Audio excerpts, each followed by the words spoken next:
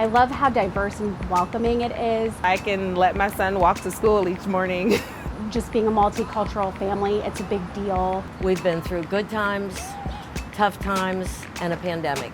So many people are involved in College Hill now, it's just unbelievable. Through it all, we never stopped working, we never stopped helping one another, and we never stopped believing. That's what I like about College Hill. Just love College Hill.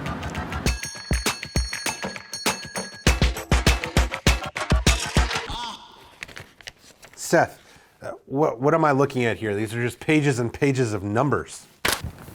I'll explain it to you later, Jake. We're filming right now. Good evening. This is embarrassing. Seth, what are we talking about tonight? Kind of what we were just looking at. Oh, geez. I know, it seems tedious, but it's important, Jake. How does a development deal get done? Let's hear from someone who's made this happen right here in Cincinnati.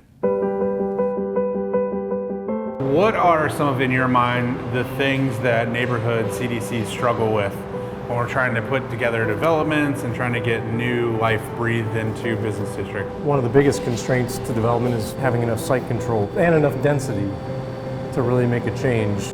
How does a development deal get done, and what are the difficulties? Well, to me, the first difficulty is control.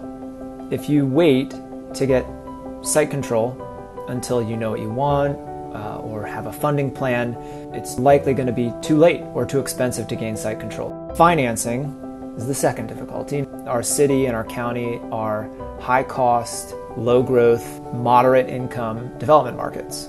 Beyond this acquisition and pre-development phase, there's construction risk. There are usually cost overruns, and there are always surprises, especially when a developer is saving a historic building. Because of these risks, it's often difficult to attract bank financing for neighborhood revitalization efforts, especially in neighborhoods with pioneering development. Towards that end, federal, state, local governments have created different financing vehicles that help make things happen that the market may or may not be doing on its own. Basic real estate would be the typical tools, would be cash, equity, and debt, right? We add up all the costs and we look at the revenue we're creating, just like any business model, right? Yeah. In real estate, that revenue is referred to as net operating income.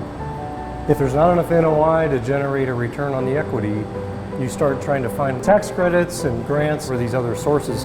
As the development team tries to sketch a project that can actually get funded, the size of the project, the number of units, commercial tenants, rental rates, construction timelines, risk profiles, they're all moving at once. Think about building a house of cards while you're in a canoe. As we experienced together here a while back, literally one side of the street might qualify for certain financial benefits and the other side doesn't. Some of the resources may even conflict in saying you can do this, you can't do that. And that's why it got the term capital stack, because you end up stacking 3, 4, 5, 6, 7 of those until you get something that works. With so many hurdles, zoning, funding, construction cost increases, historic, regulatory barriers, most projects and visions simply die of attrition. We've talked about all the different complexities that go into these deals. If it's so complicated, why do developers even mess with neighborhoods like College Hill? You could certainly imagine there's maybe faster and easier ways to make a living. That brings me to the fourth difficulty, consensus. It will never mean unanimity. There is no perfect project. But given all the constraints thrown into the mix, does a project move the needle on our community, on our quality of life, on opportunity, or on a business district for our residents? You know, we talked about the historical context of these neighborhoods. If that wasn't here, and that intrinsic value wasn't here, it probably ultimately wouldn't be worth the effort. But a neighborhood like College Hill, with its rich history and everything that you guys have been able to accomplish from a CDC standpoint, being very intentional about your future, that's the kind of communities we want to be active for. Well, I'll drink to that. Cheers. Cheers. Development deals take a long time to get done. When construction kicks off, projects are often 2 or 3 years along. Or in the case of College Hill Station, like 20 years. Right.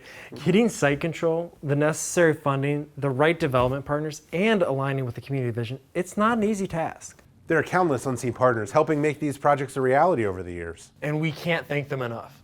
And with that, we hope you have an incredible week. Thanks for watching with us tonight.